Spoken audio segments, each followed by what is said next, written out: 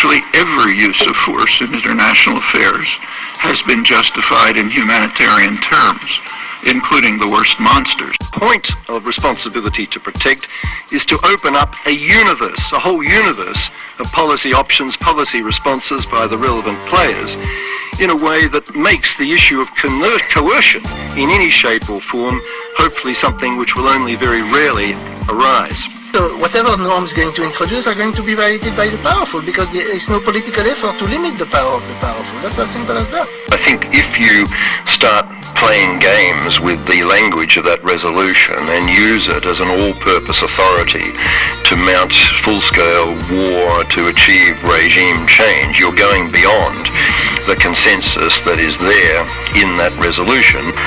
There are disgruntled groups around the world who realize if they can launch a rebellion or a secession, they can provoke their state to retaliate militarily, hurting civilians.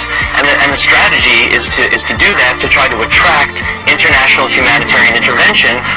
Catastrophic violence erupted after a disputed election. We had church burnings, people being killed, tens of thousands of people expelled from their homes, and it looked like a replay of Rwanda. But everybody started talking about the responsibility to protect, and a diplomatic mission was mobilized, led by Kofi Annan, which defused the situation.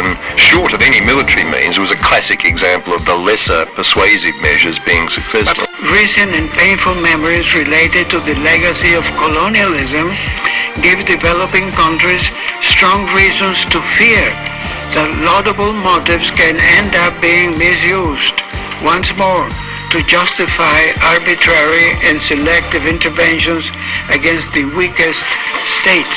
The right to intervene, if humanitarian intervention is such a shocking assault on the principles of state sovereignty, how then should we react to these conscience-shocking crimes against humanity that we've all witnessed?